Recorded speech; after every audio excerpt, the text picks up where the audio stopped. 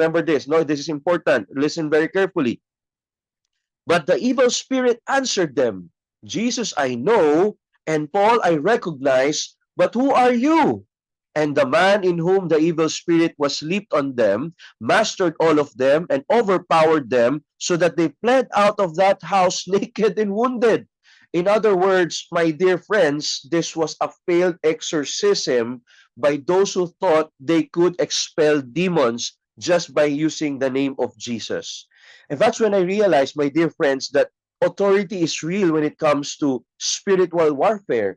And this is not just for anyone to claim. That's why in the beginning of the talk, I've been giving you a lot of disclaimers. And that verse really struck me because it shows that even the devil recognizes who has true spiritual authority and who doesn't.